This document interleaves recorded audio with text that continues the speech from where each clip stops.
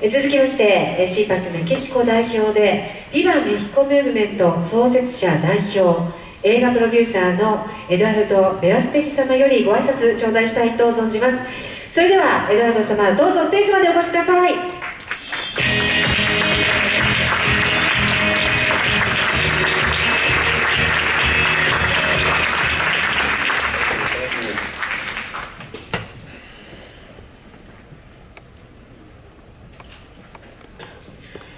Hello Cpac, I am so happy to be with you today, true patriots and lovers of freedom. Your courageous efforts here in Japan to defend freedom, to defend the traditions and principles that define this amazing nation is an inspiration to so many people around the world. It certainly inspires us in Mexico and in Latin America.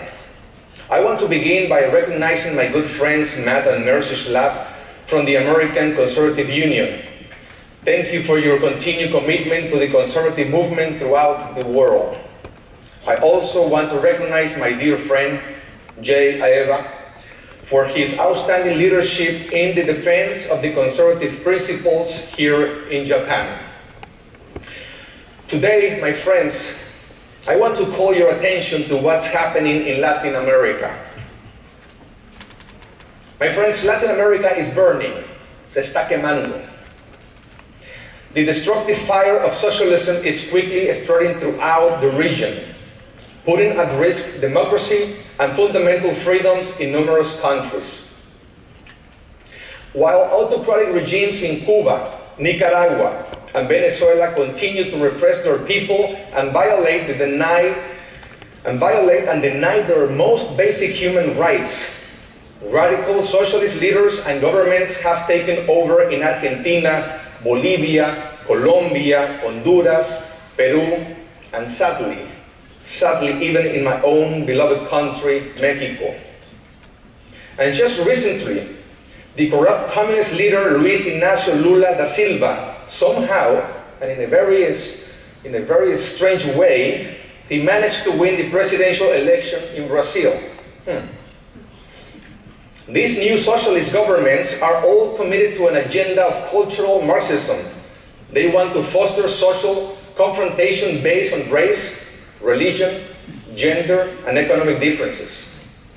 Their goal is to destroy the Judeo-Christian civilization of Latin America, imposing a new order that seeks to redefine the human person and undermine the natural institutions that are essential to preserve a stable and free society, in particular, the family and the church. They also want to diminish and weaken our sense of patriotism and love of country. They tell us that there is nothing to be proud of in the history of our countries. To them, the legacy of the last 5 centuries in the Americas is one exclusively of racism, injustice, and environmental degradation.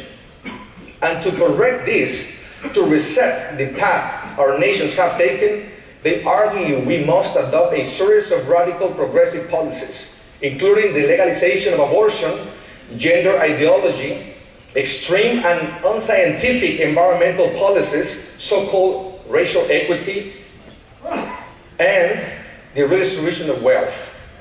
The strategy to impose their radical views is based on cutting democratic institutions, canceling and marginalizing anyone who disagrees with them, and limiting fundamental rights like freedom of expression and religion, parental authority over their children, and the right to private property. What is more, the serious migration crisis the region is already experiencing will only get worse as misery, insecurity, and overall injustice spreads throughout the Americas. Some of these governments are, in fact, encouraging these massive movements of people to destabilize the region. In my country, Mexico, our President Andrés Manuel López Obrador is aggressively pushing a socialist agenda that is already leading to more poverty, to systemic corruption, and to the destruction of our democracy. The so-called fourth transformation, la Cuarta Transformación, he has championed is nothing else than an effort to undermine our democratic institutions and constitutional order, to concentrate the power of the state in his own hands and impose an authoritarian form of socialism in the country. The President of Mexico, for example, is militarizing the state by giving the armed forces responsibility over government's functions that belongs to civil authorities. He also ignores the legislative branch, regularly issuing decrees without any legal or constitutional basis. Moreover, he disregards regulatory processes to push public projects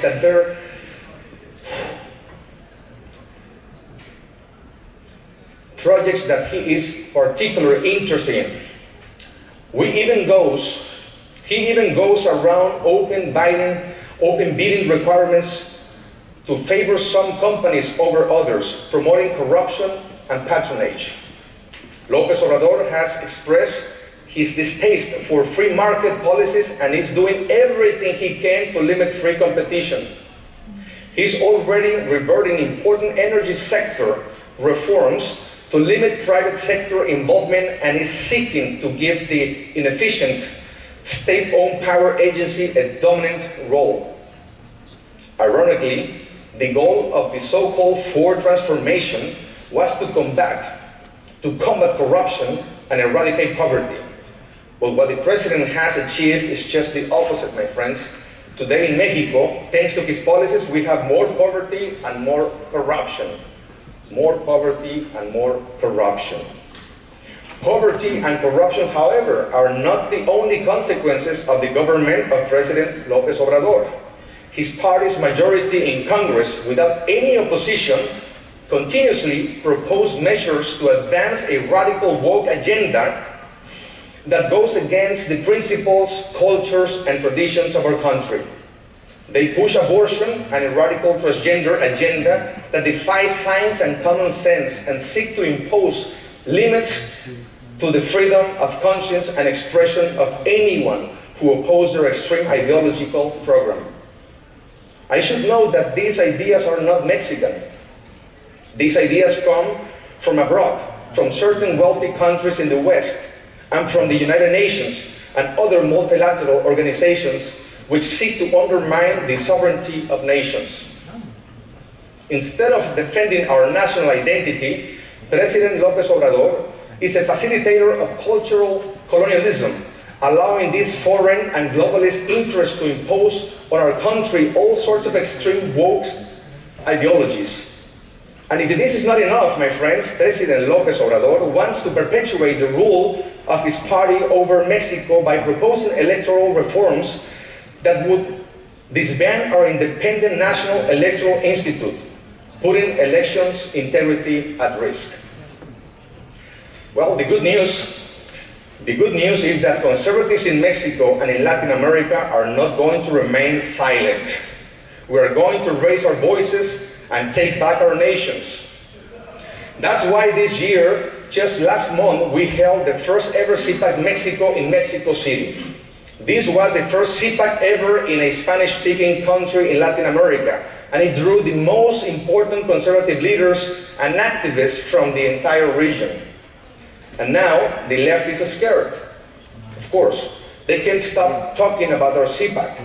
You should see their comments in the media and social media in Mexico and Latin America.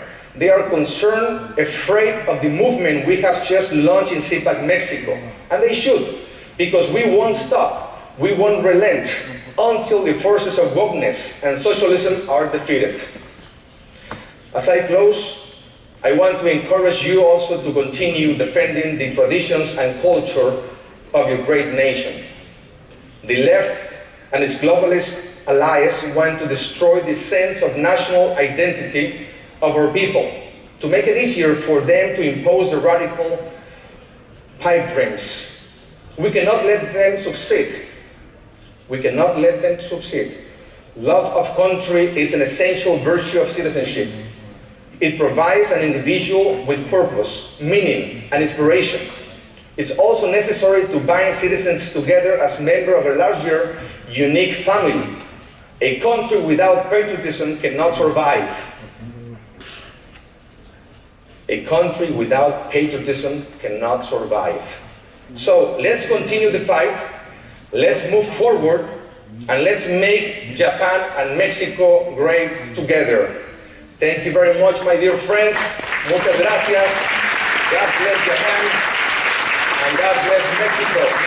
And see you next year in Cpac, Mexico. Thank you very much. Muchas gracias. 井上様、ありがとうございました。どうぞお招きさせていただいて拍手をお願いいたします。